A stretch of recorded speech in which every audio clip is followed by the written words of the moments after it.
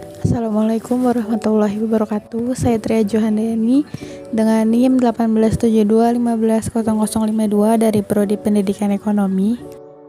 Kali ini saya akan menjelaskan kasus perkembangan remaja dan solusi pendidikan dalam menangani kasusnya untuk memenuhi tugas ujian akhir semester mata kuliah perkembangan peserta didik dengan dosen pengampu Ibu Eka Putri, SPD, MPDE. Remaja merupakan masa di mana peralihan dari masa anak-anak ke masa dewasa yang telah meliputi semua perkembangan yang dialami sebagai persiapan memasuki masa dewasa. Perubahan perkembangan tersebut meliputi aspek fisik, psikis, dan psikososial. Masa remaja terbagi menjadi 3. Yang pertama, remaja awal, yaitu di usia 11-14 tahun. Yang kedua, remaja pertengahan, yaitu di usia 15-17 tahun. Dan yang terakhir, remaja akhir di usia 18-21 tahun. Sudah cukup lama dirasakan adanya ketidakseimbangan antara perkembangan intelektual dan emosional remaja di sekolah menengah. Kemampuan intelektual mereka telah dirangsang sejak awal melalui berbagai macam sarana dan prasarana yang disiapkan di rumah dan di sekolah. Mereka telah dibanjiri berbagai informasi pengertian-pengertian serta konsep-konsep pengetahuan melalui media massa, contohnya televisi, video, radio, dan film, yang semuanya tidak bisa dipisahkan dari kehidupan para remaja sekarang. Dari segi fisik, para remaja sekarang juga cukup terpelihara dengan baik sehingga mempunyai ukuran tubuh yang sudah tampak dewasa, tetapi mempunyai emosi yang masih seperti anak kecil. Terhadap kondisi remaja yang demikian, banyak orang tua yang tidak berdaya berhadapan dengan masalah membesarkan dan mendewasakan anak-anak di dalam masyarakat yang berkembang begitu cepat, yang berbeda secara radikal dengan dunia di masa remaja mereka dulu. Masalah remaja di sekolah, di SLTP atau SLTA selalu mendapat banyak hambatan atau masalah yang biasanya muncul dalam bentuk perilaku. Berikut ada 5 daftar masalah yang selalu dihadapi para remaja di sekolah. Yang pertama yaitu perilaku bermasalah atau problem behavior.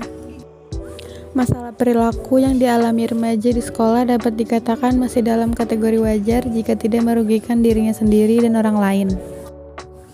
Dampak perilaku bermasalah yang dilakukan remaja akan menghambat dirinya dalam proses sosialisasinya dengan remaja lain, dengan guru, dan dengan masyarakat. Yang kedua yaitu perilaku menyimpang atau behavior disorder. Perilaku menyimpang pada remaja merupakan perilaku yang kacau yang menyebabkan seorang remaja kelihatan gugup atau nervous dan perilakunya yang tidak terkontrol atau uncontrolled.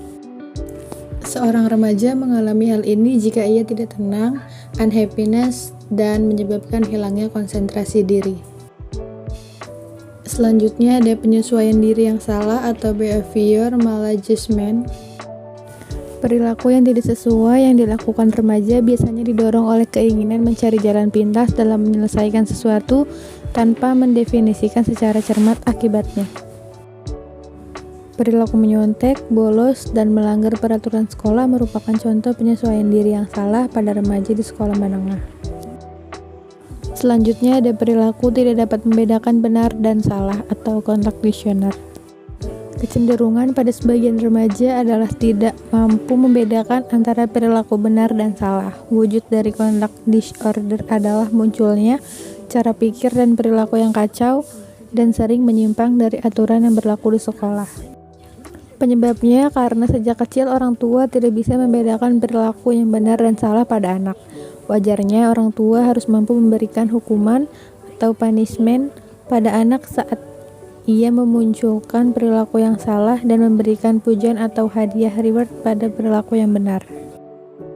Yang terakhir yaitu attention deficit hyperactivity disorder, yaitu anak yang mengalami defisiensi dalam perhatian dan tidak dapat menerima impuls sehingga gerakan-gerakannya tidak dapat terkontrol dan menjadi hiperaktif.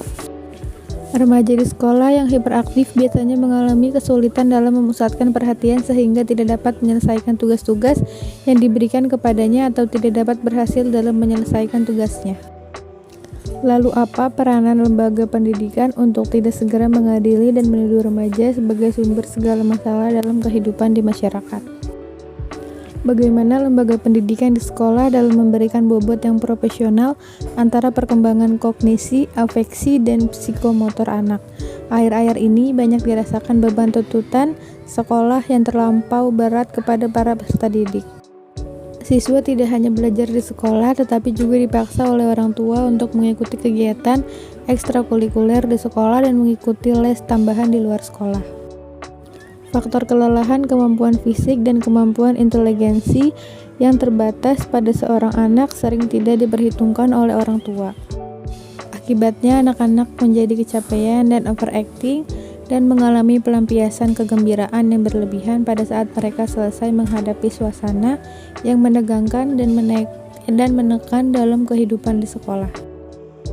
Itu saja yang bisa saya sampaikan pada materi kali ini. Kurang lebihnya mohon maaf. Wassalamualaikum warahmatullahi wabarakatuh.